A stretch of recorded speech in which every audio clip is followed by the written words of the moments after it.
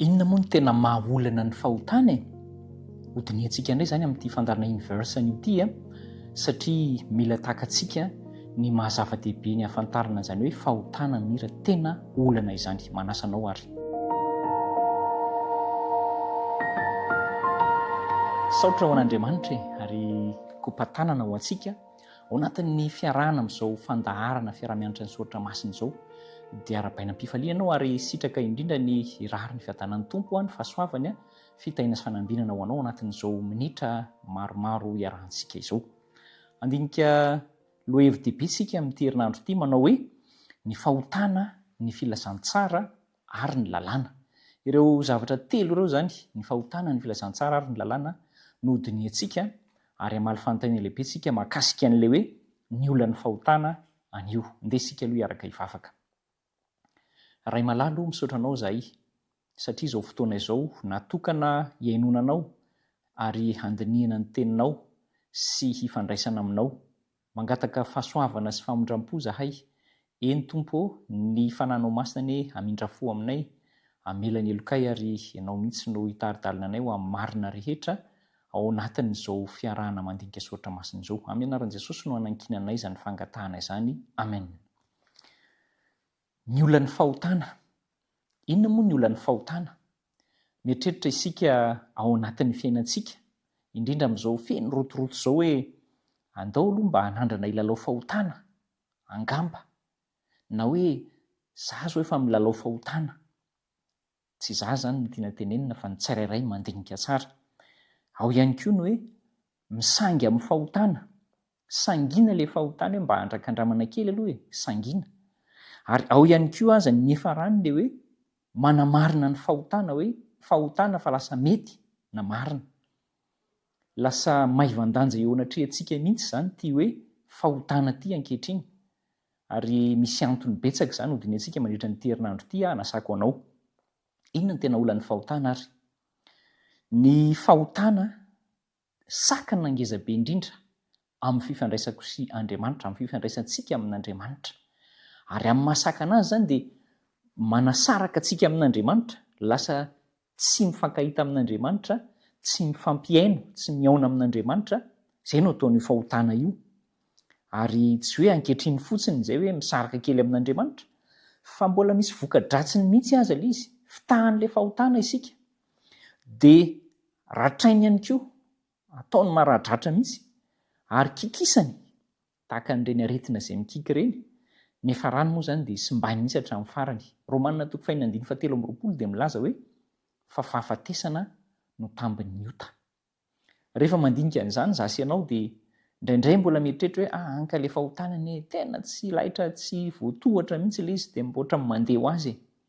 Mila hitantsika mihitsy izany ny maha tena ratsy indrindra satria ny fifandraisantsika amin'Andriamanitra no tapahany ary mbola mihoatra noho izany aza.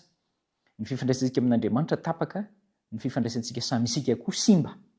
Ary dia be dia be ny zavatra tsy maintsy mikorontana rehefa ny fahotana no ataontsika maivandanja eo amin'ny fiainana. Ny fifandraisantsika amin'Andriamanitra potika noho ny fahotana efa nasian'Andriamanitra vahaolana ary ny zavatra rehetra aza dia manaraka ny vahaolana izay araka ny lazain'Andriamanitra. Efa nampiseho ny tenany tamintsika Andriamanitra tamin'ny alalan'ny hoe ny lalàny, satria ny lalàny no milaza ny toetrany. Ary io lalàny io izay asain'ny tandremana dia miaro antsika amin'izay fahotana izay.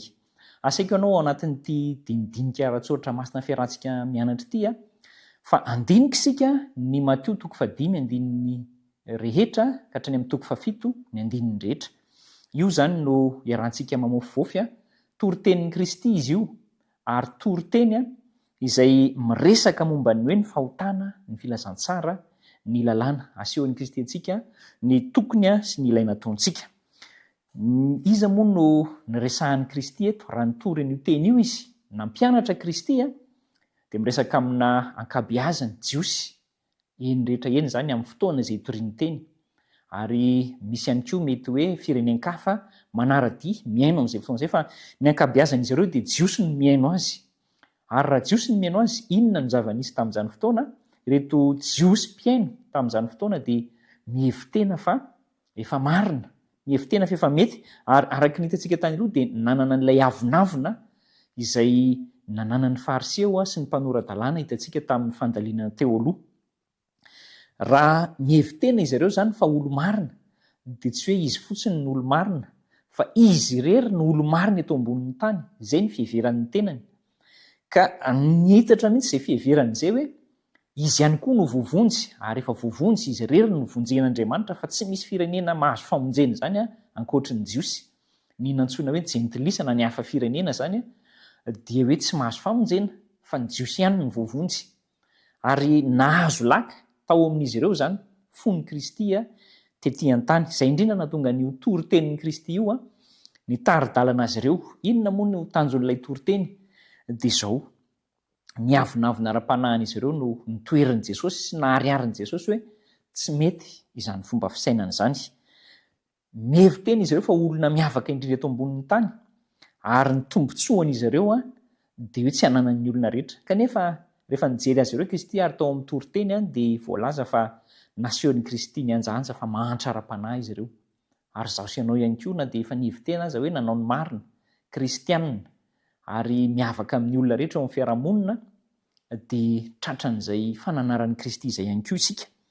Ary rehefa dinihana dia tena tsy misy fahamarinana akory eo amintsika na dia efa nahavita zavatra marina ihany azy isika. Fa andeha atao hoe sasatsasany amin'ny marina ihany mety nataontsika. Kanefa tsy hamonjena antsika izay.